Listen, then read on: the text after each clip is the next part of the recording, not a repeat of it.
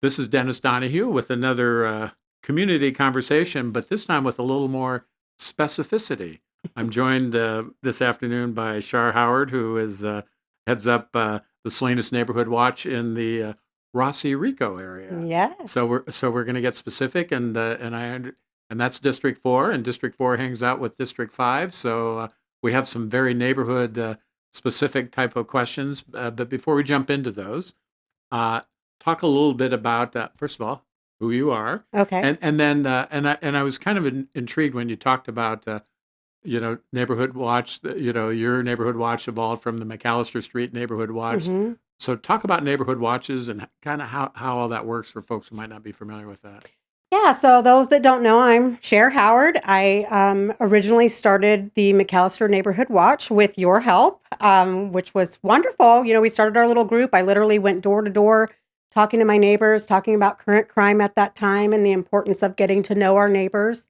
And it just continued to grow and grow and grow until I had to start a larger group to include majority of our district from North Main to Davis, and then from West Rossi to Laurel.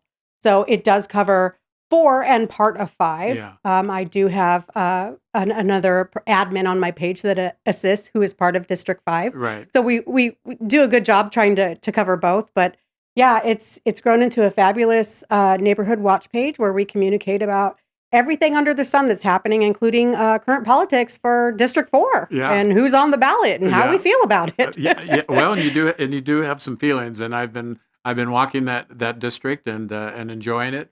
But I can also confirm, to your point, it's a big area, and there's a lot of ground to cover. Yes, there is. Yes, So, there is. well, you approached me with, hey, there's a few things on some of uh, our community's mind, and had some questions, and so we decided to tackle them head on, and so here we are. Yeah, so I put out basically, hey guys, what do we want to ask Dennis Donahue? What are your questions? Yeah. Let's get down to the nitty gritty. And these are the questions that they came up with. Okay. And I appreciate you taking the time to answer that for our community No, and my direct neighborhood. happy to do it, and we'll take them one by one, so everybody, nobody feels left out. And Sure. it's interesting. Why are you running for mayor again? As you might imagine, that question gets asked to me in a couple of different ways. I'm sure. Yeah, Yeah. yeah, but what I tell folks, I frankly didn't expect to ever run for mayor again, but having served the city, and it was a real honor. I liked being the mayor. It meant it was just a great honor and opportunity, and that kind of always stays with you. Yeah. But when Mayor Gunter passed away, that planted a seed in my mind. Because uh, as the city was gonna need a mayor, and I kind of thought about it, but as things unfolded. Kimberly stepped up, and she ran, and I was a big supporter of hers, uh, but it's still it kind of stayed with me. So that's kind of how the seed got planted. But one of the things, the work I've done since I left being the mayor, running the innovation center. One of the things I think is really important is I don't think the city is really structurally set up to meet uh, kind of the hopes and expectations of the community. And so in my mind, that really meant, hey, we've got to think about the economic trajectory of the city. hmm And I really like economic development. I understand it, and I think and I've been fortunate. I've really kind of had a front row seat on all the elements of a next generation economy. I certainly know how to be the mayor. I have experience. I can step right in terms of city hall and neighborhoods, et cetera. But being the mayor of Salinas and being effective means you also have to be effective in Sacramento and Washington. And frankly, this is a global city.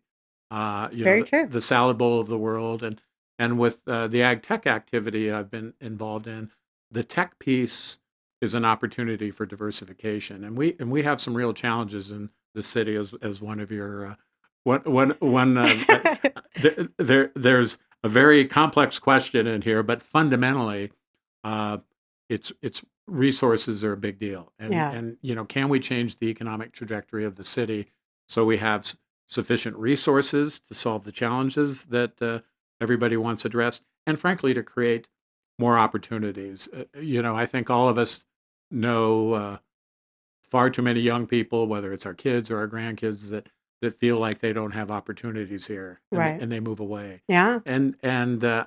I want to see if we can change that dynamic.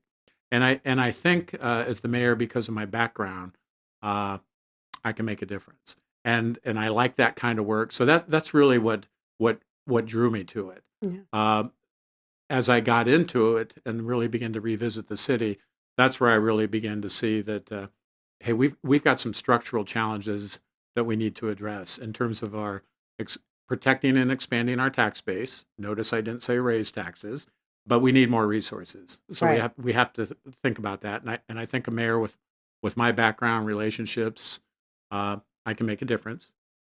We've got public safety infrastructure issues, particularly as it relates to staffing, and training and equipment, et cetera, getting ready for the future. So that's a challenge. And then I think we all know, moving around the city, this is very much a quality of life election. Hmm. Whether it's potholes, whether it's sidewalks, aging facilities. My back of the napkin calculations are in terms of capital backlog, we're $1 billion plus in arrears. And, we're just simply not set up to address that anytime soon. So what can make a difference is we need to get more resources. Now, I understand everybody, and you do really have to have a very serious conversation with the community.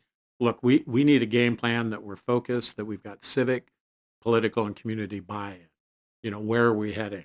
Right. And I think people can understand that, but they also want to know, okay, that's great, but what are we going to do now? Let's get to business. Yeah. Yeah, yeah, okay, that's great. I Yeah. hear you, but what about me right now? Yeah. No, And and I get that. I yeah, get that. I tell everyone it's kind of like that term snake eyes in bowling. You got all the pins in the middle, but you got one standing on each side, and one's long term and one short term, I get and it. that's really what you have to reconcile in the community's mind. But that's the discussion we need to have. But in my mind, they all boil down to having sufficient resources and personnel. And I tell people, and I'm happy to go through this list, and I'm happy to talk about particular issues. But what I tell people, um, if you vote for me, and I hope you do, my mayoral experience is terrific. But more importantly, is that I think strategically, that I have a record of either progress or results around key issues when I was the mayor before. So it's really in my mind, leadership, problem solving, and flexibility. Hmm. Because once you actually encounter a situation, there's a lot of people involved. You get new information, and so you've got to be able to adjust. So I think um, at the end of the day, what drew me back into is uh, the thing that I think the city needs the most to solve all the issues that everyone's concerned about. I really think I can make a contribution, and I still get excited about that. Yeah. That possibility. So that's why I'm running again. Well, I think you did a fabulous job last go round, and I think you'll do a fabulous job this time. You definitely have my support. Well, I appreciate that. And I mean, it really was an honor to serve, and I gave it everything I had. Most folks, and I'm okay with this. Technically, the mayor is a part-time policy position, and I always give everyone a big wink because Salinas is a full-time city. Yes. And I think one of the things that I was really very conscious of. I tell folks 200 Lincoln Avenue is not the city. That's simply the address of the municipal corporation that manages what we all own together and hopefully provides the services that we're all looking for. The city is in the city. Right. The city's in Our District 4. neighborhoods. Exactly. Yeah. That's the city. And, Yeah. and that's who I'm there for. I mean, obviously, you want to work closely. I mean, it's a charter city. It's a manager council form of government. So, and it's always I'm always a little intrigued when people look at you and go, "And what are you going to do?" And I'm happy to answer the question, but the reality is nobody does anything in a vacuum. Right. So you really do have to have the right people in place. One of the things that I learned is if you want a well-run city, make sure you have a good city manager. If you want a well-run police department, get a great police chief Right. because they know the business. Our job is really policy, uh, accountability, and helping get resources. The mayor in particular, because I can tell you, having been the mayor, the community looks to the mayor, but so does Sacramento, and so does Washington. Right. So the mayor is, as I tell folks, I'm not running for the seventh council position. I'm running to be the mayor of the city of Salinas. Right. And but it is important that the mayor understands they didn't put themselves in that seat. The seat doesn't belong to the occupant; it belongs to the community. So I always took that pretty seriously, and I tried to take the office into the city, and I'll certainly continue that approach because the mayor's office belongs to the community, Yeah. and I feel very strongly about that. Um, we'll just kind of go down the list. Okay. I won't be as long-winded on all the other ones. But do you fully support the police department and fully staffing the department with officers? And the answer is yes, and categorically yes. And I want to mention a couple of things about this staffing issue. Chronologically speaking, this I had nothing to do with it, nor did the councils I sat with.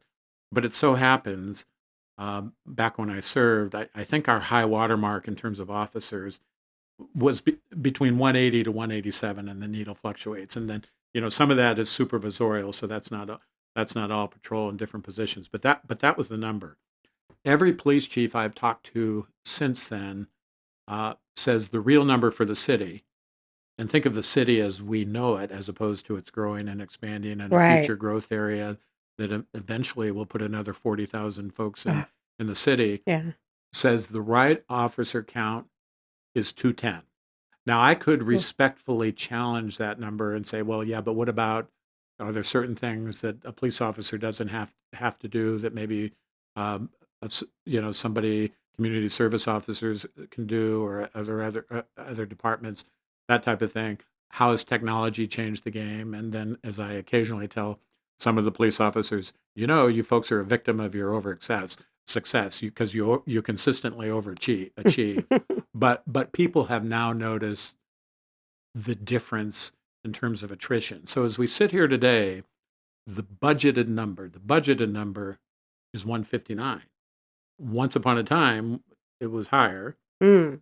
The reality is today, as we sit here, it's about 129, give or take, and some of that being personnel or supervisorial. So you've got about 100, as I understand it, about 100 officers ready to be on the streets. Sadly, this is not urban legend. It gets confirmed over and over again. But at any given moment, there's probably more people on duty at Chick-fil-A than there are patrolling the streets of Salinas. And people Yes. hear that over and over again. But it's a useful comment to just put it in perspective. And the reason that number is important is because of essentially all you can do is respond to emergencies. What I tell people, if someone tells me the police came in 5 minutes, it wouldn't surprise me. And someone told me they came in 5 hours, that wouldn't surprise me either. Because Yeah. when you have essentially random or insufficient assets from a personnel standpoint, you're just going to get unpredictable outcomes. And the and I believe where Salinas is they value their police, they respect the police, and they want to, within reason, because that's an unpredictable business at some level. Yeah. But we've got reasonably predictable service levels, and I think it's particularly important given the nature of what's on folks' minds. So the next question after after the defunding of the police by the current council, how do you feel about shifting funds back to the police department from our officers? I mean, I obviously feel fine about it. This is one of the biggest things that I hear about on the Neighborhood Yeah, Watch yeah, page is the safety concern. yeah, Not having enough officers there when we truly right. need them. Well, what's interesting is if you think back to my era, obviously we were dealing with a tough youth violence problem, and a lot of good things happen to so that is in a better place. Hmm. Nobody wants it to come back. Right. So you certainly want to maintain the things that were working because that's a tough problem when a city's on edge. Oh, most Yeah, definitely. no, and Yeah. trust me, I lived with that, and I can go chapter and verse what's that's like for the community, and when you're trying to deal with it. But a homicide, as horrible as it is, the police activity around that, uh, you do need personnel, detectives, et cetera, et cetera. Um, that's an activity where police work, as we understand it, comes into play. A crime happened, we want to solve it, etc. But if you think about the things people are talking about as I move around the city, sideshows, Oh, yes. people speeding through residential areas, Through red lights, just blowing well, right through it. Yeah. exactly, and then the concern folks have about traffic um, fatalities. Hmm. If you want a traffic division, now I've been told, and it's a logical number. If you really had a fully staffed traffic group, you might be looking up to 10 officers, and maybe that's the right number, give or take. But the point is, right now, we, as it currently sits, we're just patrolling, Yeah. and so if you think about when you don't have enough officers, it becomes more difficult to staff your homeless outreach team. Homelessness is an issue. Very much so. The issues that we just described, tell me exactly when a sideshow is going to occur. And if it's occurring, how do you get on top of it if you don't have enough people to be there? So I know there's been some conversations about, the level of crime, and I happened to talk to one of the former chiefs about that. Some of those things are cyclical. Some of those things are not being uh, reported. We don't want crime to get higher, Right. uh, but the things that are concerned about that people are concerned about uh, are things we expect the police to be involved in, and those aren't necessarily statistics; they're problems. And I like the title on the police building, "Police Services." Hmm. Uh, You know, uh, uh, and You y- nailed on something though. I want to kind of piggyback on. You had said that some people didn't report. These things weren't right, reported, and that's one of the biggest problems I even have on the neighborhood watch page is that they don't take the time to report because right, they feel like, well, they're already burdened with certain right, things. right, Why burden them with the right, little things? I think it's still very important for our neighbors to actually report these things right, happening, and right. I keep telling them that. I hope that message can get out to everyone Yeah, as well to do report it. If you don't report it, it didn't happen, right? yeah, They don't know it happened. exactly. And You and know, and I'll jump ahead a little bit, because there was a question about what would you do about the current animal crisis in Salinas. The expectation is um, the police are going to respond, and we can talk about that in terms of some thoughts I have. But we're sitting here today. We know there's been an animal issue hmm. in District 4. Yes. And so as I sit here, could you please tell me what time that problem is going to occur? Yeah, exactly. Yeah. Yeah. And I'm not meaning to be facetious about that, Yeah. but if you think about the police related quality of life issues, uh, speeding, and I remember just being really shocked at a particular street I was in, a small, really nice neighborhood park, and lots of kids, and they were saying how people just race through there, and they're like, really? So that is a staffing level issue. Now, maybe it's a technology issue. Can when uh, we were dealing with the youth violence issue, people were really intrigued by spotters. Is drone technology where you can see things developing. I don't know the answer to the question exactly, and I think innovation and technology could be part of the mix on some I of these things. actually agree with that. The Salinas Connect app, I think that Right, if there was a piece even on that where they right, can start reporting pictures and right, things, even with the animal right, situation. Luckily, I had a contact with one of the right, officers who was able to communicate with me to right. help me with the animal Yeah, situation. But if neighbors like technology, that's easy to report right, something to an app versus trying to get a hold of right. somebody.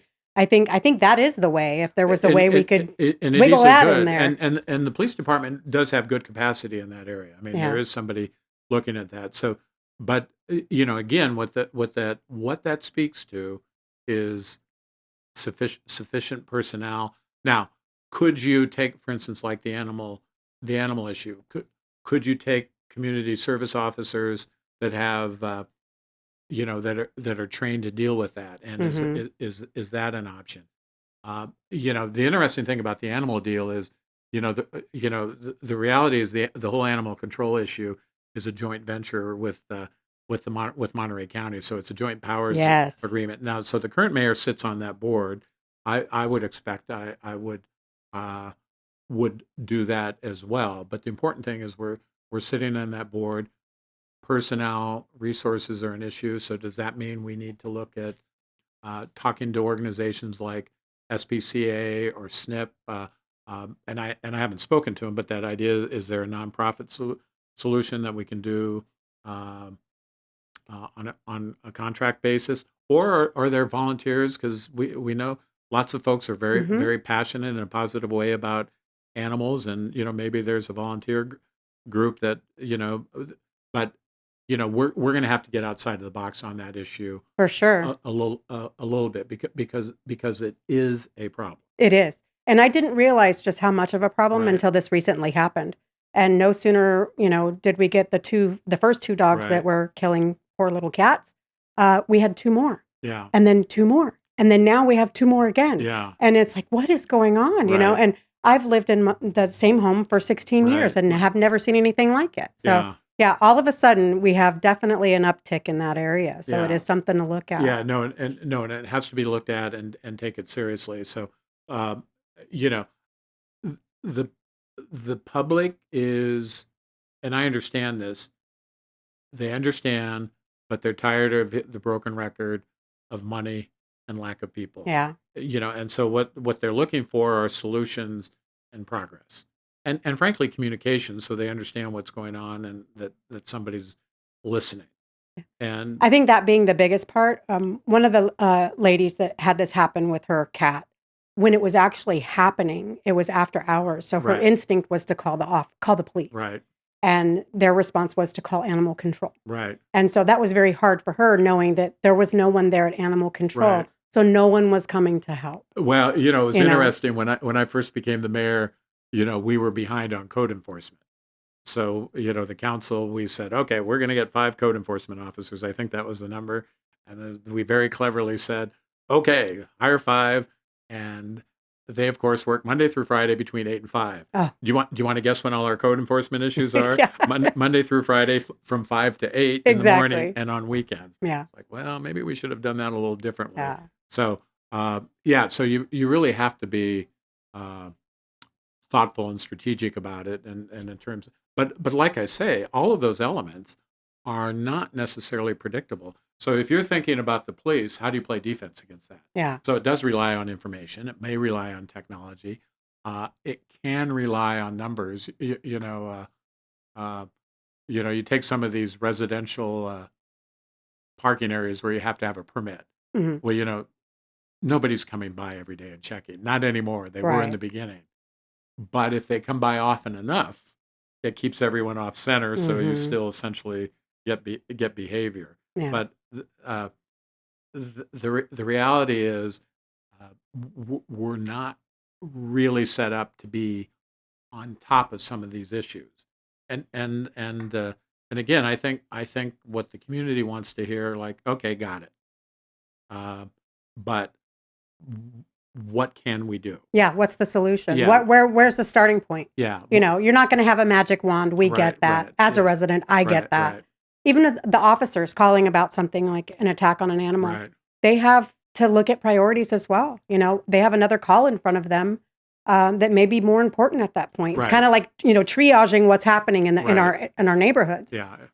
So I get that as well. Yeah. No, they've got to make some tough decisions. And the thing I've always been impressed by our police department is, I mean, we have a good dedicated group that really cares about the community. So those are tough things for them as well. Yes. They don't like it any more than we do. And I see that. And I've Yeah. heard that from them Yeah. when Oh, yeah. when I've Yeah. talked to them Yeah. personally about Yeah. issues. Yes.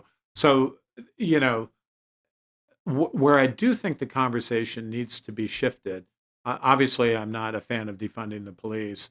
I think the conversation needs to be, and I think community engagement is going to be important to have these conversations. Um, what do we think a safe city looks like, and what are the resources we need to do that?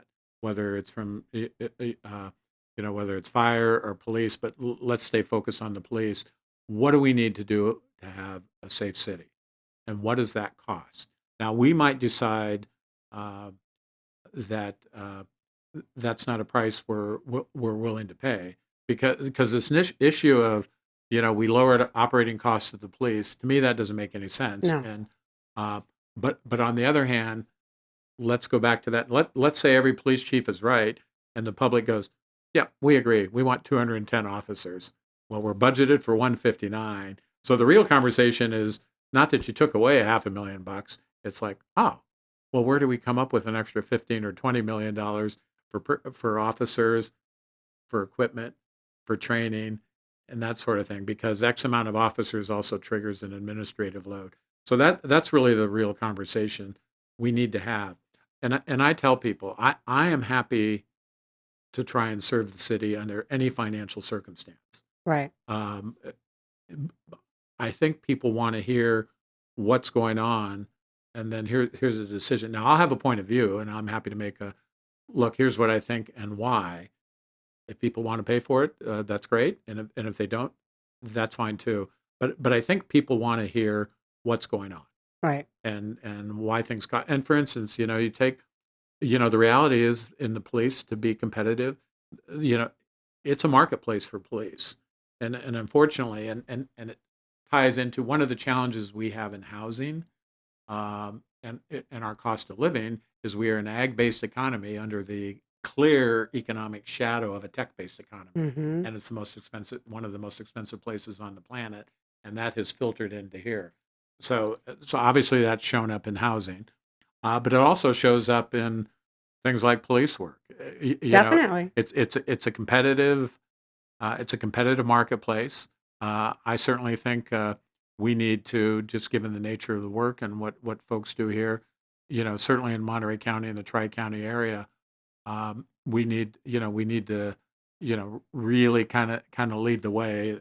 Contracts vary from year to year, but the bottom line is we're in close proximity to a place called Santa Clara Mm-hmm. in Santa Clara County. And, in Santa Clara, you've got facilities, very competitive pay, and overtime is Levi's Stadium. So it's a marketplace. And so we just simply have to recognize that fact. So we've got some challenges to get those numbers up. The other thing that I think is important, and I was struck by this, I have on my page, I have an interview with a young officer who grew up in Salinas, and we were talking about what you have to do with staffing, and she talked about the importance of retention. Oh yeah, I Yeah, watched that. Yeah. and I thought that was a great It's conversation. huge. Yeah, because she explained it. I mean, I was kind of, well, what about expanding the pool of, where we go try and recruit? Because one of my favorite examples is the somewhat recently retired police chief of Fremont, who lives in the Aptos area, but she was a soccer player from Stanford. So, okay, well, it sounds like you're going to, athletic and all the physical attributes of a police officer, but she was a biology major. That's Yeah. different than criminal justice in San Jose Yes. State. Yeah. So do we expand the pool? And then a lot of people are talking about, uh, social services, so different background psychology. We need to expand the pool of where we recruit. Retention's important. And then we've really got to be very serious about our grow our own program, because Mm-hmm. folks are already here, live here. So that's the Explorers program. And I think that's a huge thing It's a because, big deal. your roots are here. And if your roots are here, you want to be here protecting your Well, and city. Samantha was a good example of that. She Yeah. wants to be here. Yeah. And And we want more of her. That's fabulous. exactly. No, so she was terrific. but I thought that was a really good insight. Yeah. You keep what you have, and because they can be your best word of mouth because they're whether they're talking to friends or folks in other departments. Yeah. But this issue of staffing really really critical, Very. and so we've got to get on to that. But there's a cost load that comes with that. And the other thing to explain about budgets. Uh, so right now we're budgeted at 159, but we've only got 130. So budgets, you can do a mid-year course correction. I mean, I would always budget. Frankly, I would budget at a higher number because it's going to take several years to get to the build out. Hmm. But you can always intervene mid-year and go, okay, we're not going to hire, but we'll take the dollars. Either we'll carry them, or if we think there's a chance higher next year, or we'll divert dollars for a one-time project. So, but I think it's always important to send a signal to the community. Look, we understand where we need to get to go. Yeah. And Well, for me, the one-time projects need to still be about safety for right, sure, yeah, whether it be technology to right, assist with safety. yeah. I think, and uh, I really think that's important to our community. I mean, Yeah. I keep hearing this over and Oh over no, again, you absolutely. know? And like I say, again, if you want a well-run police department, it starts with getting the right chief, and Yeah. then they have the right team. But the game is changing in terms of police officers, in terms of what their legal requirements are.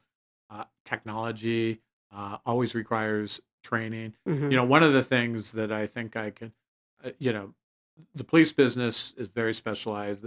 They know the deal, but I can tell you, having gone to Sacramento and having gone to Washington, that the mayor can be an extension of that office in terms of, whether it's what types of grants you're pursuing and, and Definitely. and that type of thing. And I've lived in that innovation world, so I know the business process around innovation.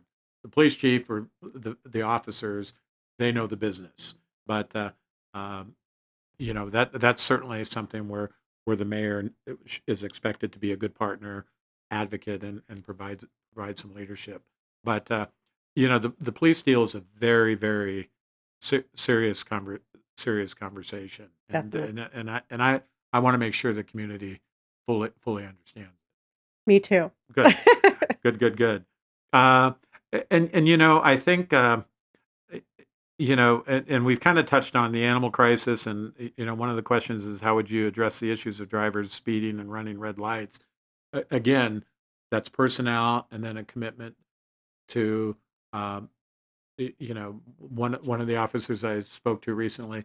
If we could have a traffic division, a lot of times, it's interesting when you see DUI checkpoints, uh, which are fine. But I'll share with you is oftentimes that, oh, we got a grant, Ah, so you do that.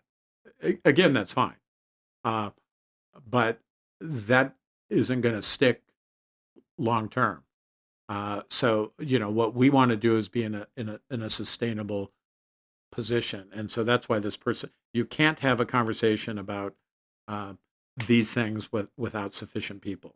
If the police understand what they can do, if they have the bodies to do it, right. we need to make that clear. So whether it's the animal crisis, whether it's folks speeding, it's even abandoned cars, because there's kind of a nuance of abandoned cars, of what does code enforcement do and what does police do. I had one towed yesterday, Oh, okay. actually. Oh, okay. All right. Oh, you called it in? I used the app. I Oh, love the app. oh, That okay. was the best thing to happen. Okay. One thing I can say about the app is if you take a picture of graffiti within a 24-hour business day, it is Okay. gone. Okay. It is gone. Good. So I give them credit on that one Yeah, because no. I do it all the time. I walk down through the green belt and take my pictures. But yes, I consistently have abandoned cars in my neighborhood for Right. some reason, and I'm that lady, the neighborhood watch lady. So I take pictures and I upload them and wait patiently, and then I poke the bear if I can't get what I want. Well, I think what most folks don't realize is there's a different, which ones do the police handle and what does code enforcement Hmm. handle? Well, there's been some I've called the police on because they Yeah. were questionable. Like, Yeah. what are you really doing? They're Yeah. covering their plates up with plastic bags and Yeah. things like that. Yeah. So, yeah, I try to start with the app Yeah. unless I really feel there's some Yeah. activity going on the Well, police need to know let about. let the record show the app gets results. And the challenge is, um, how do you have good systems? Because you can't be in this frenetic pace, stop, start, stop, start. So you've got to be able to do business. But on the other hand, I really believe that folks who are earnest and thoughtfully uh, engage the city, initiatives should be rewarded, not ignored. Right. And maybe you throw into parentheses within reason. But the folks who take the time to engage, I think you have to figure out a way to respect that as best you're able, as well as maintaining a consistent level of service. Because if you're, this is kind of maybe a strange analogy, but in the produce business, back in the beginning of the value added days, you had all these different products, Hmm. and you wanted to have efficient runs. But if a big customer, I'll use Publix since they're not in the area, Yeah. if they wanted 10 bags of shredded lettuce, 10 bags, you'd stop this huge run to like give Publix their 10 bags because their truck is here. Yeah. Well, imagine multiplying. It's like that's not going to be very efficient. Right. So you have to have a way to deal with, we're taking care of business routinely, and then here's how we handle. Yeah. s- I definitely think that department is overwhelmed as well. I mean, I'm sure they're getting calls all over the Yeah, city, and I'm yeah, just another ticket, so to speak. But they do what they can where they yeah, can. I do know that, and yeah. I'm sure they're short as well. Yeah, I mean, it's important to note that a lot of good things happen in Salinas, and I tell folks, listen, a lot of times it's a situation of it's not that we don't know what to do, it's the capacity and the bandwidth to do it as fast as we need to, or the ability to wrap our arms around the entire problem. Well, and the community speaking up and getting involved, Yeah, that's the other thing. yeah, So if I don't report those things, they just sit there. yeah, You know, yeah, it takes the community to report them for something to get done rather than just saying, all these cars are just here, nobody's doing anything. right, Well, what are you doing? yeah, As a neighbor, as a resident yeah, there, it's also my duty right. to speak up and say something. So if I don't say anything, Right. nothing happens, Well, right? yeah, no, because that begs kind of the age. The officer drove by and didn't they see it? Well, it's like, yeah, they saw it, but they were on their way to something else. Yeah. Well, and it's another car on the side of the Yeah, road. yeah, They don't yeah, know what's yeah, going yeah. on or that it's So, been there for 2 yeah, weeks, exactly. kind of thing. But again, I think the fundamental issues surrounding the police services issues Hmm. is we need more police officers, Most and definitely. and we can look at certain things uh, that because folks who are police in that business, they fundamentally want to do police work. So if there are some things they can offload, they're happy to do it. They're not turf oriented. Right. But there may be uh, uh, a little bit of an examination. But again, we really have to defer. We have to have confidence in the chief, whoever the new chief is, that they're going to know how to assess that and make those decisions. Now, chiefs need to manage up to City Hall, but they also need to manage out and engage with the community. Hmm. So they'll know, if we've hired the right chief, I would expect them to be in the community, and they'll know what's on everybody's mind, and they'll know what adjustments they need to make given the resources they have. Well, I certainly hope we fill that slot with the correct person. Well, I think everybody is in complete agreement with that. So we'll, Okay. so we'll look forward to finding out. Finding out who that is. So one of the questions asks about a couple of folks and their uh, views towards the city. I think it's important that I be positive, and I can't speak to any individual's motives. They'll have to answer for themselves. And but what I would say is I am very pro business, and we need to have a healthy business environment because that helps us with our tax base. It helps us attract investment. It creates the possibilities of growth. If you're a city that people don't want to do business in, that's a problem. And Well, their jobs also for our residents. well, no, their jobs, and um, so a healthy business community is extremely important. And the other thing is what people really need to realize. If you look at our city, it's a pretty basic portfolio of services: police, fire, libraries, parks, um, and then some of the administrative things that go along with being a city, some community development, permit departments, et cetera, and then the administrative piece. So we're pretty basic from that standpoint, and we need to make sure we execute well. The business model of this city, really, if you think about it, over the last century plus, is business does well, and then they share that generosity with the community, and then that plays out in the form of our nonprofits, our major events, which also are our pass-throughs. So a lot of the quality of life things that go Hmm. on in the city, our Parks and Recreation group, they do have some nice programs. The libraries have some nice programs, and they have some nice recreational activities.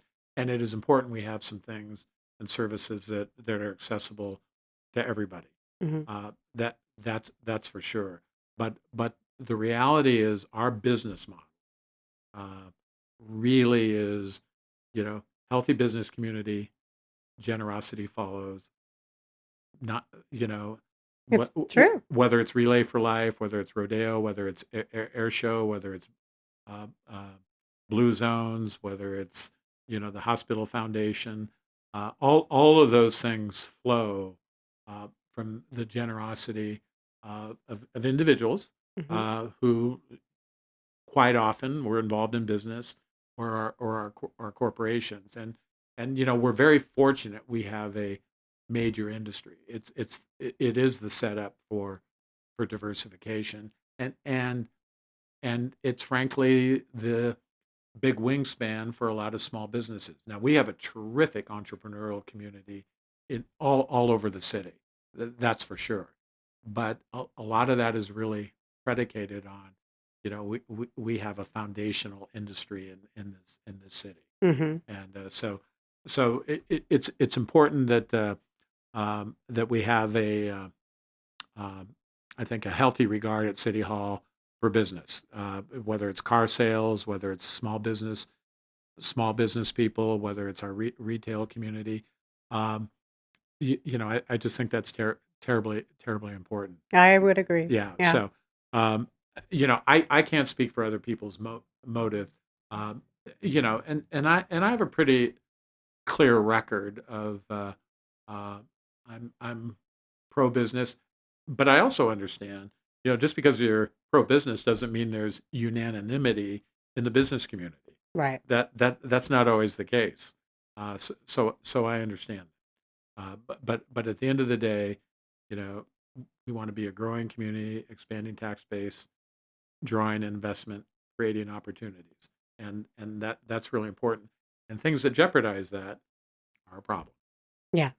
Oh, most definitely. And to your earlier point about keeping things positive, I think that is a great way to start things. And I hope that continues forward with all the people on, whether it be on the city council, having that positive working relationship. Teamwork truly makes the dream work. Yeah, yeah, Without it, you can't really get anything done. yeah. Everybody needs to work together. And Listen, people of goodwill are gonna differ, and I think back in my time of council, a lot of this stuff's common sense, and it's either 7-0 or 6-1 for whatever reason. It's yeah, it's really kind of those wedge issues, so to speak, where where there's going to be, for lack of a better phrase, creative tension, and people of goodwill can differ, and you want to have an environment where people can say what they have to say, and then you vote it up and down. I whether it was my mayor pro tem,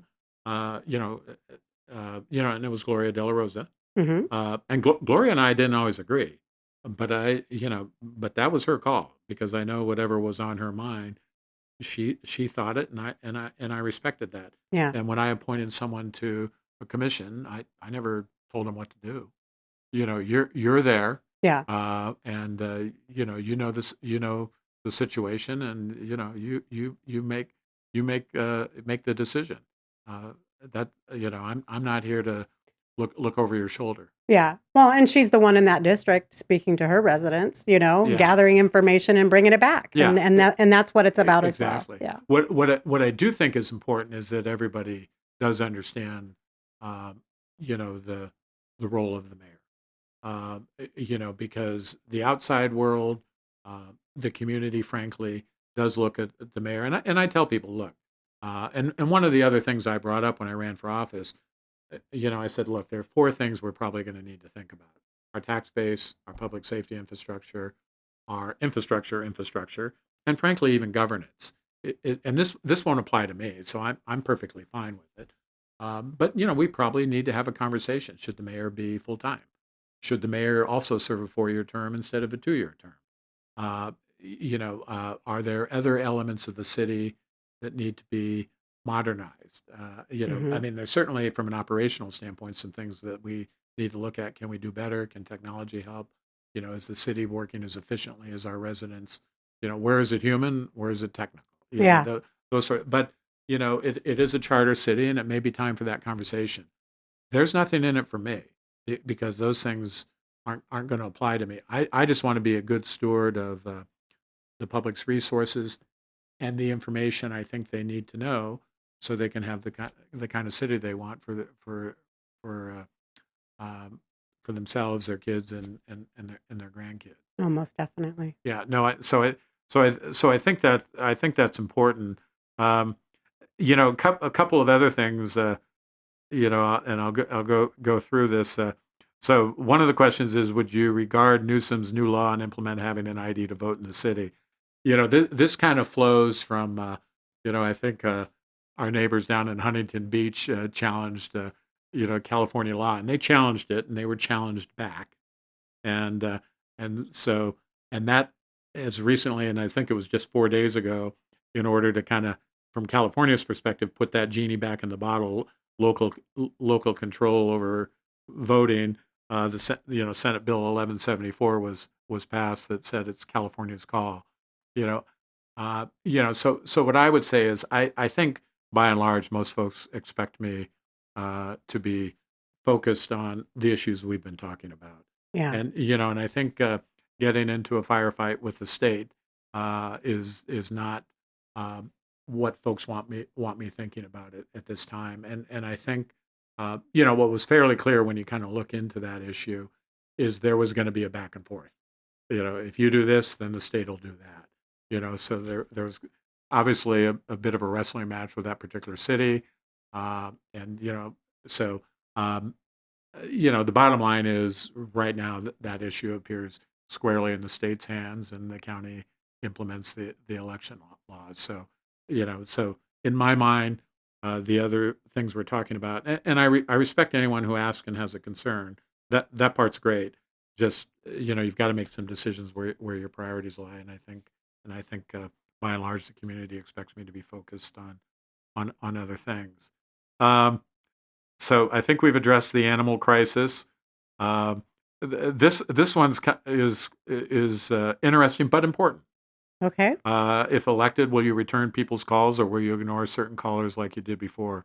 The one thing I would say is, um, by and large, I feel very comfortable to the commitment I made to the community to be present.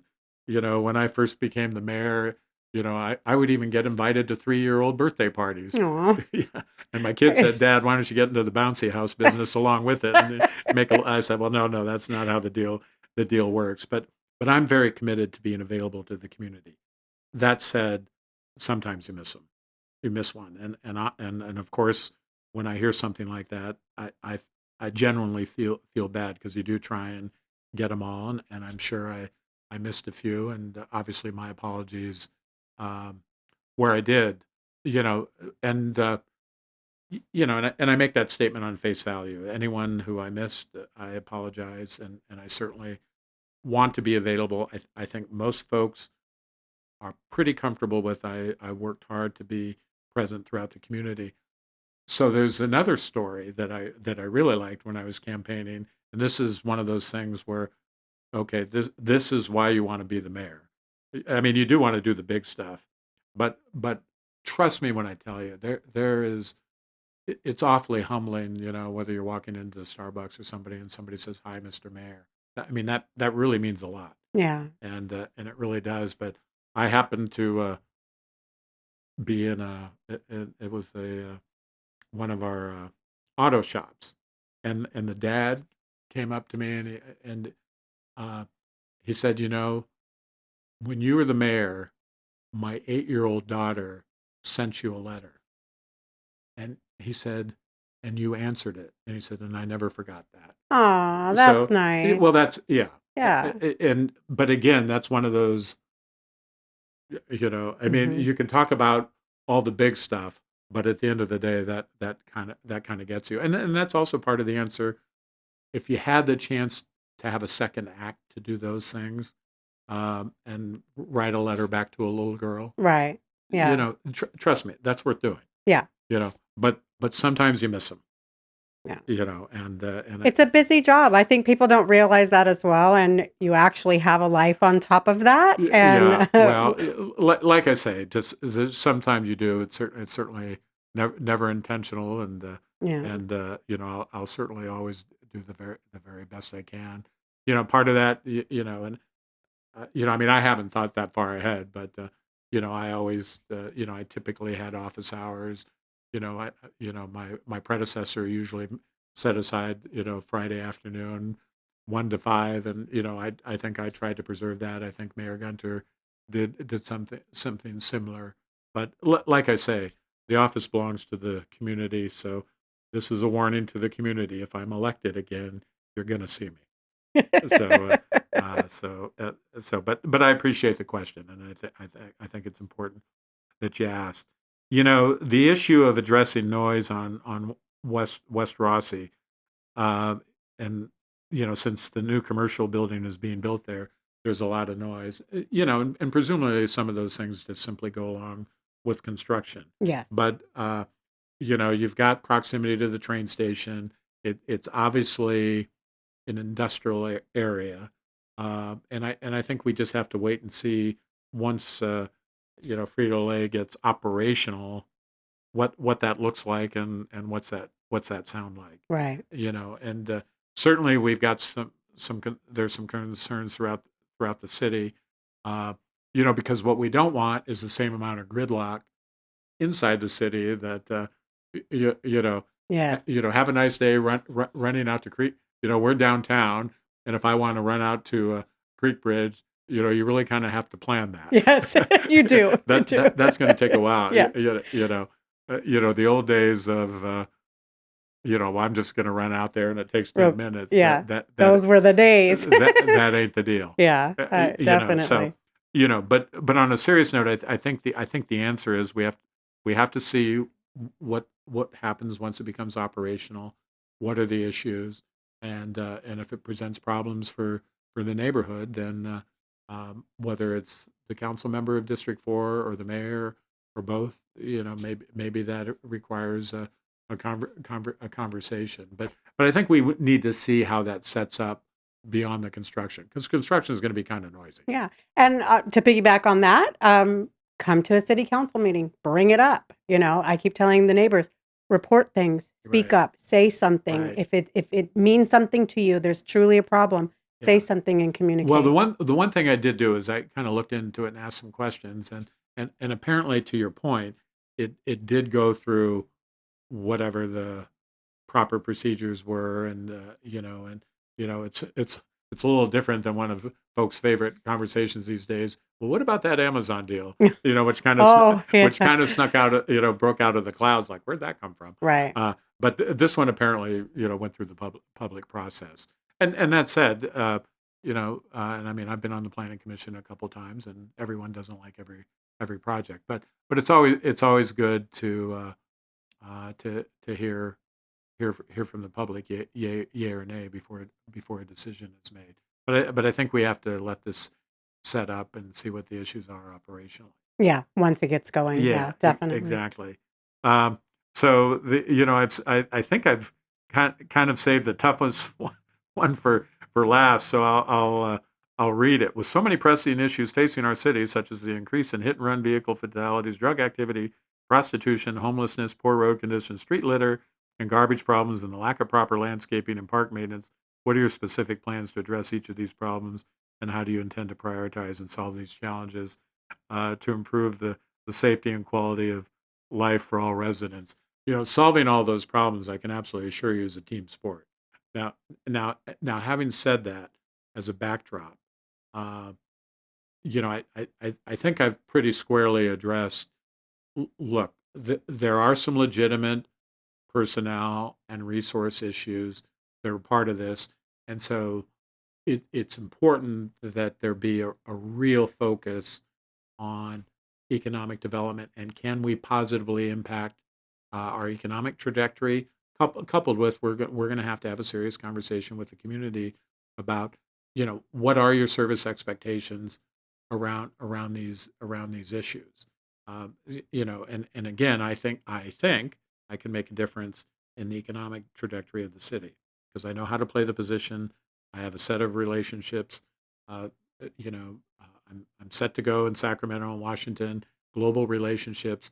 Can we bring those things to bear? Because the mayor's office, if you know how to play the position, can convene. And then the other thing is just I've had a front row seat on all of the elements of a future economy, how education's involved, workforce development. So I think those things matter. So I think people understanding and believing the importance of expanding our research, some focus there is important. That said, uh, you know, the whether it's the mayor or whether it's the city, we got to be able to do more than one thing at once. And Most yeah, definitely. so if I chose any one of these issues, the reality is they are all priorities, but they do fall under some of them fall under the headings of whether it's police or whether it's infrastructure. So, for instance, take infrastructure. The reality is paving roads. The We do that every year, Yeah. and the community expects that to be done. Uh, That one always kills me when we got the roads done. Well, I hope so. yeah, no, I mean you're supposed to do You that know, every year. exactly. I when I hear that somebody's running for a Yeah. particular seat, well, we got the roads done. I'm like, well, Well, wouldn't that be just a given? well, not only that, it was in all likelihood it was going to happen regardless of who's sitting in the seat. Yeah, Yeah, and so yeah, let's fight the big problems. So for right. me in District 4, to piggyback on what this person says, like Kern Street, it Yeah, was Chinatown and then now it's trickled into Kern right. Street and you have Here's the big conversation we're going to have as a community. The homeless thing. I mean, I certainly understand, and I was co-chair along with Simone Salinas for a period of time with the Lead Me Home continuum that addresses the Tri-County homeless. So that's been going on for a while, Mhm. and there are a lot of great people doing great work.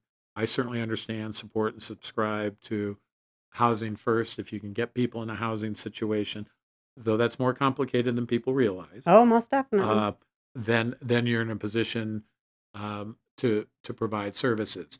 Now, I think there are some back end conversations about we might do. Let's say we do a pretty good job of getting people in that situation, though it is more challenging than people realize, and I'll elaborate on that. But what's the back end look like in terms of opportunities? This whole homeless thing. I tell people it's a little bit like an onion. You got to peel a lot of different layers. There's the veteran piece, and there's a lot of resources that also go along with being a veteran. There's the situational housing piece that if folks can actually get housed, they've got a good chance of getting back on their feet, and housing is the issue. Right. But then you get into the more challenging situations of substance abuse. Yes. So does that mean um, um, there's housing and there's services, but there's also organizations like Sun Street. You know, do we need 10 Sun Streets? Yeah. Or you take an organization like the Bridge that does terrific work. So if somebody really does the work and gets uh, cleaned up, are they going to have some opportunities? So we need to be thinking about the back end. But when you get into the mental health part, and sometimes it gets really blurry, substance abuse, which leads to mental health. That becomes a more challenging conversation, and folks have rights. I think there's a real facilities conversation we're going to have around that, and Mhm. that's why it becomes important. You're working closely with the county, uh, with the state and the feds in terms of resources. nobody wants to go back to one flew over the cuckoo's nest. Right. But the reality is there are probably some people on the streets that don't belong, Yes. and we're going to have to talk about that. And so even if you get them housing first, you're going to have a problem. But one of the things that's really changed, and I don't think we have a community consensus on this yet, um, is you know when I was the mayor, much of the problem was concentrated in one part of the city. And and I remember very distinctly a conversation, and I really believe this is a city of a lot of compassionate people, and they want to solve the problem, and they're concerned about the folks who are in that situation. But the conversation was basically this: we can police this and manage this where we can see it, or we can let it spread throughout the city. Which would you like? And I think most, Right. and that was a tough environment. But I can tell you, moving around the city, this problem has spread throughout the city, and the verdict is in. The community, not lacking in compassion, but they don't like that. No, and it's actually an issue that we had in our Greenbelt Right. area, and I had to push, push, push to make sure that And when it gets pushed in your yeah. area, it comes out in another area. Yes. Unfortunately, Yeah, that is the case, and that is the case. So we're gonna have to have that conversation, and how we do that, because that also impacts, what is, for instance, a lot of folks think tiny homes is the answer. Now, I've heard tiny, that, yeah, yeah. and tiny homes might be the answer. Yeah. Okay, now where are we going to put them? Yeah, well, and you also need clean living, so, Yeah, yeah. So there's rules to that. We yeah, also have other yeah. areas where there is So housing. They so it's have to be got to willing. exactly, and there's a higher level of complexity to the issue, and then the other thing is, in terms of once you get into the encampments, and I certainly support the city's street outreach team, and we want enough police officers for for their homeless outreach team, because the criminal element has follows encampments. Mhm. And and so sometimes they're kind of the gatekeepers from, no, no, no, no, we don't want people to have services and leave, because then our customer base is smaller. So Right. things get kind of trickier. But the near term deal in terms of housing first, unfortunately the city was, along with a number of other cities, this Project Home Key and Shangri-La and the re- bankruptcy proceedings, that's kind Oh, of yeah. slowed down some of the progress of, housing first. So it is a challenging issue. I mean, I certainly think we've got to, if we've got to address the issue of, we've looked at hotels, which can be fine, and because I can tell you of one property that works with the homeless, and everything's fine, and that's working. So what's working, we want to do more of. Mhm. But we've depending upon the numbers, is the right goal reduction by 30% of homeless? But if it's 30% of homeless and it's still throughout the city, then people aren't necessarily happy. Yeah. So like I say, I'm convinced this is a compassionate community, um, but but preservation of quality of life is also an important Well, consideration. definitely. Nobody wants to see anybody to go without or not have their Right, needs met, right. you know? But, the poor road conditions, all of the street related stuff. So, like I said, paving roads is not an accomplishment. And if you get an influx of dollars for the feds that have some specificity how you spend it, well, that's great. Yeah. But and that is great.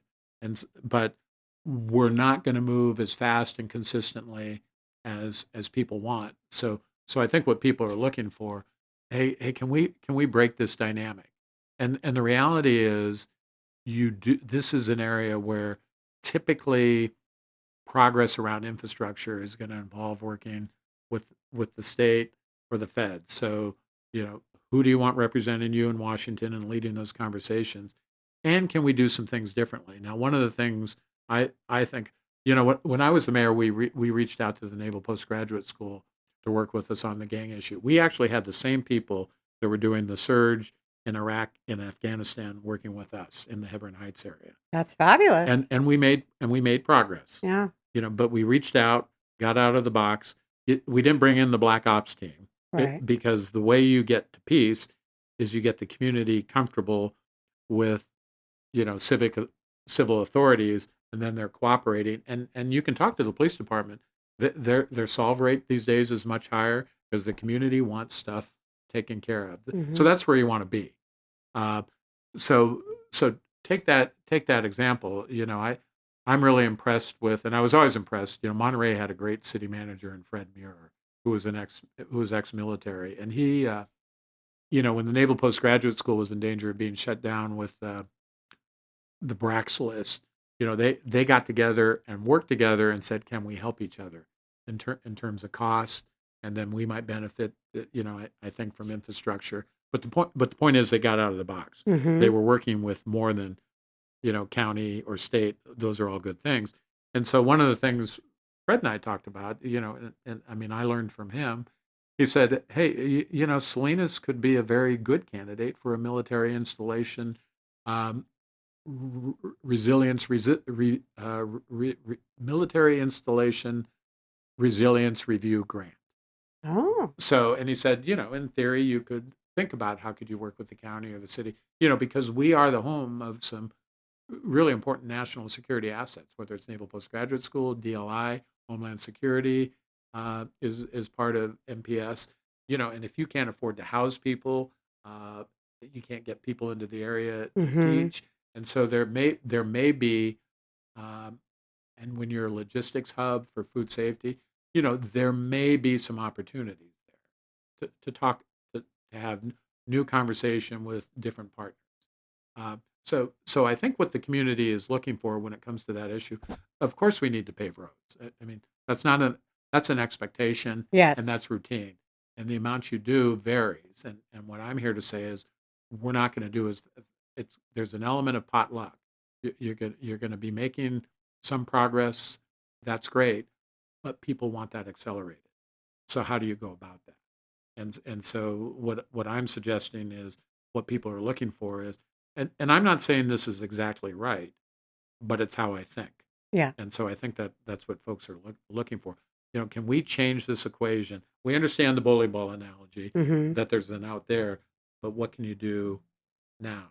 And one of the examples, the sidewalk thing. I'll never forget running for mayor, and because I had never held office before, and everyone's like, I put my name on the list and it's been there for 10 years Oh, and they yes. haven't done a darn thing. I was like, well, we'll see about that. And then you go in there, it's like, they're right.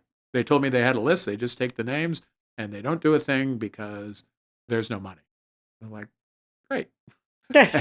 Okay. And this is not necessarily a new story, No, but I've heard the story. yeah, no, this story has been Yeah. great. But what we did do, and this was kind of interesting. I mean, to me it was. So so you're sitting there going, well, we got to figure out how to do more sidewalks.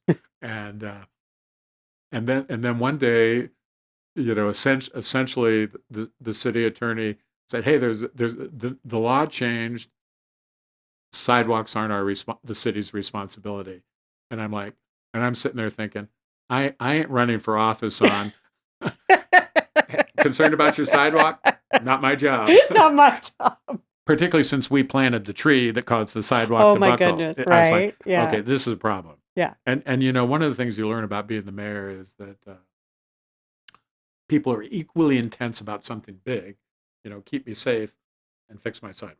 Or I don't Mhm. like how you're doing the potholes, but fix my sidewalk can have a high level of emotion to it.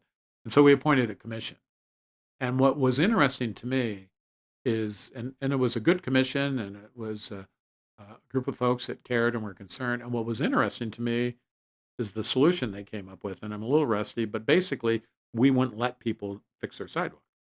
So what the commission came up with was, well, how about if you let us fix the sidewalks and we'll go 50-50 with you? And, fixing the sidewalk's not a cheap date. But I Right. said, and I remember asking the folks, I said, Wow. are you okay helping to pay for it? And they're like, yeah, I want it fixed. And so, that was basically what the commission came up with. And so the city does have, I presume they still have, a 50-50 program. Wow. So if you're going to have a problem and it's long term, explain it, but also create a vehicle. What are some ways we can make progress or feel like we're controlling Mhm. some progress around our immediate neighborhood? So so I think you have to look at things Yeah, some like of those that. things are really important to people. They, Yeah, what may not be as yeah, important to me is really important yeah, to them. yeah. So, yeah. Being for stuff's easy. I Yeah. mean, we're all for stuff. Yeah. It's Most like, okay, definitely. but what are we going to do about it? Yeah. Can Get we? down to the nitty-gritty here. Yeah, can we make some Yes, progress? definitely. So like I say, I mean, it's fine that I've been the mayor, but I think above and beyond that, how do I approach things? And Yeah. that's kind of what I want to tell people. I think in terms of prioritizing, I understand all of these things are important. And the good news is, if you have a good dynamic with the council, hopefully you have a good group of dedicated, talented folks. And we all know, with apologies to the city, if anyone hears this, people are not happy with the permit center. Period. And that's been going on for too long. And frankly, people expect something done about it this time. Like really, really, this time, fix it. Yeah. And there's a young man running in District One who I like a lot, and he's talking about the permit center and reforming it or fixing it. So maybe he's the lead on that. Oh, yeah. So I don't think I, I think folks expect all of these issues to be addressed. Um, like I say, I think it's important. You know what's interesting is I find the issues that are polarizing; those bases are always well guarded. But how do you make progress or doing something positive? Uh, y- you know, not everybody's lining up for. I'm going to see if we can figure out how to get more resources in this place and economic development. Because when you say that, you immediately set up an expectation. Right. I understand that. Yeah. So that will be a focus, but it doesn't mean I can't civically walk and chew gum at the same time. I mean, I understand the police business, but like I said, you're not hiring me to be the police chief. Right. You're hiring me to support the police chief. Yes. Because they know the business, and frankly, my experience with city managers, uh, they run the city, but and they have to have a lot of confidence in their police chief, but they tend to really respect that prerogative of their chief that they have confidence in because it is a specialized business. Oh, most Yeah, definitely. yeah, I mean, that's key. Everybody to support the police chief, yeah, He has a job to do, a tough job to yeah, do, yeah. you know?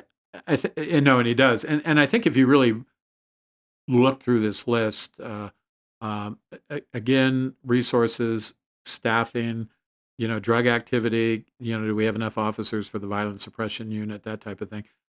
Infrastructure, we've talked a lot about streets and roads, but that also extends to our parks. Yeah. People do want better maintenance. They're concerned about the homeless activity in parks. So, Yes. so the public works area, and I know we have a dedicated group of folks in there, is also really, really important. Yeah. But um, you know, again, I go back to, if you want those areas well run, make sure you have the right department heads. Right. They know what to do. They'll tell you what you need, Yeah. and then if there's an issue or there's a problem, whether it's a council member or the mayor or both, you need to be in front of the community and go, look, here's the deal. And I think we're at that moment in the city. Yes, we need more transparency where that's concerned, in my Yeah. opinion. Yeah, I think we Yeah. need financial transparency. Yeah. I think we got plenty of process transparency. Yeah. Yeah. People want engagement about the things that concern them. Yes. And that's where we really need to engage the community. I'm a big fan of the commission structure, and I encourage people to take advantage of it. Those are public bodies. They too get to be on Channel 25. Uh, their